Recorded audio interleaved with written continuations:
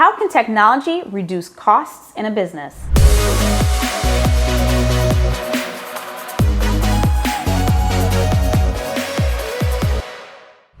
By the time this video is done, you're going to walk away with a better understanding of how you can use technology to reduce the spending in your organization. First, we're going to look at how technology can free up human labor. We'll discover technology's impact on inventory and smart decision making. And lastly, we're going to see what banks are doing in South America to reduce costs and create happier customers. Are you ready to get started? Let's go. So I started off by saying that we were going to look at how technology can free up human labor. The number one way it can do that is through automation. Automation is simply using computers or some type of machinery to do those repetitive tasks that maybe humans did in the past, but they don't necessarily need to continue doing in the future. We typically want to use humans for higher level thinking, maybe those things that aren't repetitive, where they can be ready for something that's unexpected. But those things that are just going to go through normal processes every single time work best when automated. One of the best examples of that would be during the Industrial Revolution, where we started having assembly lines, and specifically things like automobiles coming through assembly lines.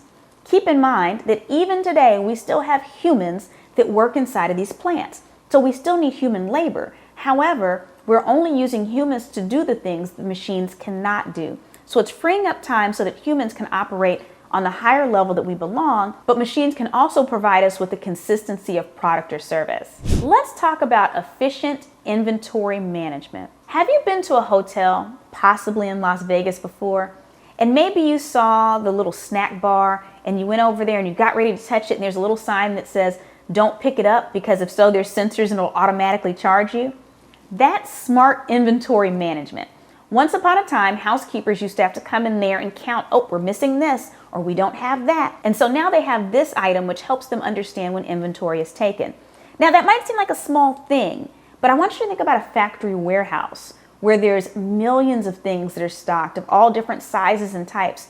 Using sensors to track inventory is much more efficient than humans. But not only that, when we think about things like the Internet of Things, where one technology component is automatically connected to another, not only do we have sensors that let us know when we're low on inventory, but we can use those sensors to automatically signal that we need to buy more of an item.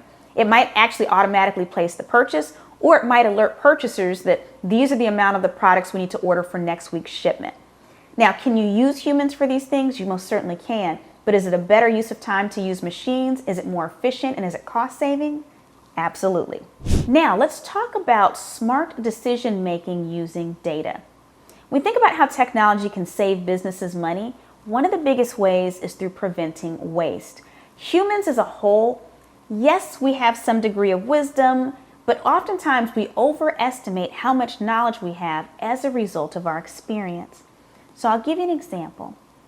Years ago, Walmart hired a group of data scientists to help them figure out which items saw the largest percentage increase in purchase when there was an impending storm approaching Florida. So to put it another way, imagine a hurricane is approaching Florida. They want to know which items they need to stock up on more than usual at the largest percentage increase. And so what Walmart did, and the data scientists, they gathered weather information from all around Florida for a 5-year period. They looked at store sales around the time of storms for that 5-year period, and they started putting that data together, and it painted a very interesting picture. If you were to think about all the things that people go to Walmart to buy when a storm is approaching, and I live in Houston, Texas, so I'm in one of those wonderful places where the sea likes to come on land and tries to kill us every couple years, so I understand what this feels like. But what do you think people are running to get at a larger percentage increase than what is normal? Now, if you're a normal person, you're probably thinking things like toilet paper or batteries or water. Or if you're from Texas like me, you might be saying things like beer or brisket. I don't know. The answer to all of those things, though, would be no. The number one thing that saw the largest percentage increase, strawberry Pop-Tarts. I don't know. Now, here's what's fascinating. And we do have to admit, strawberry Pop-Tarts are yummy, right? But why did they see the largest percentage increase? I don't know the answer to that. I'm guessing because, they keep for a long time. They're yummy. They're sweet. You can eat them toasted or untoasted, makes sense for a storm. But here's what's fascinating. If you were to ask Walmart shoppers themselves, what's the item that you get at a larger percentage increase than normal? So what's the thing that you're buying way more of before a storm than any other time? I guarantee you almost no one's going to say strawberry Pop-Tarts. Are they liars? They're not liars.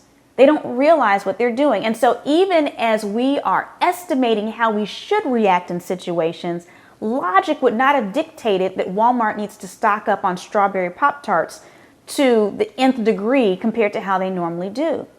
But data does. And this is how technology saves us money and makes us more efficient. Because now Walmart is not wasting time buying more canned green beans when they need to buy more strawberry Pop-Tarts. It allows us to make smarter decisions within our organizations because humans are not logical. We want to believe that we are, but we're just not. So data keeps us honest. So speaking of honesty, can I just make an honest request? If you know someone who would benefit from this information, take a moment to share this video with them. This channel is chock full of all kinds of juicy content, and we want to make sure that everyone is future ready and ready to go. One of the other ways that technology reduces costs is communication. I want you to think back to business in the 1800s. How did people communicate across businesses or from business to customer? It was either in person or a letter that was going to be carried by a horse or later on a vehicle of some type, but it was not efficient. Then we had telephones, which allowed us to communicate a little bit more efficiently. And we had fax machines where we could send over contracts immediately. And then we had computers. And now we use things like Zoom so that we can have face-to-face meetings in 2 different locations. Technology dramatically reduces communication costs, especially within a team. So not just communicating to your customers, but even amongst your internal customers, which are your team members. Technology can reduce the cost of delivering better customer experiences. You've probably had times where you've used an online chatbot, one of the smart ones, some of them are horrible, where it answers a question very quickly. So I'll give you an example. In Las Vegas, several of the casinos now, they get your phone number when you check in. It gives you access to a chatbot on your phone. But unlike telecommunications companies that basically take you through a lot of drama as you're trying to eventually get to a human, inside of these particular establishments, it actually makes things easier because, I don't know about you, I don't want to have to call down to the front desk to ask what time a particular restaurant closes if I don't see that information in some easy to find place. I don't want to have to call someone or find someone in the hallway and say, hey, by the way, what time does the fitness center close? I don't want to have to do that. But if I get on a chat bot on my phone and just say, what time does the fitness center close? And it immediately gives me an answer, that actually improved my customer experience. So it cut costs for the organization, but I'm even happier than if I had to speak to someone. So there are times where we can automate and it ruins the customer experience or it makes it worse. But there are times where we can use technology that actually makes the customer experience better and saves labor cost. Another example of improved customer service by saving labor would be found in Latin America. Brazil was one of the first countries to have banks that were using generative AI chatbots to answer customer questions. What they found was the amount of time that customers spent waiting for a response went down dramatically.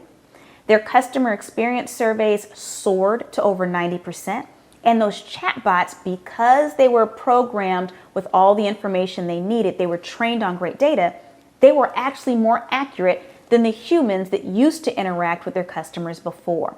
So again, that's just another example for you on how you can use technology to improve the customer experience and potentially save cost in the long run. We've talked about technology cutting costs, but this isn't just something for larger organizations. I've given examples of banks, I've given examples of other types of telecommunication companies and venues inside of Las Vegas. But even as a solopreneur, using technology can help you save cost. Right now, you can pretty much run the world from your device, right? You can do many of your business interactions straight from your phone. You can issue contracts, you can sign contracts, you can communicate with clients all over the world instantaneously using apps. So please understand that while larger organizations might have these massive budgets, even as a solopreneur, leveraging technology can save you time and money. Speaking of saving time and money, you're obviously wanting to do that because you're planning for something in the future. You doing this because you have specific goals. Well, I have another tool for you. In the description of this video, you're going to find a link to the Future Ready Playbook. This playbook is chock full of activities that are going to help you future-proof yourself, your career, and your organization. Take a moment to download it right now.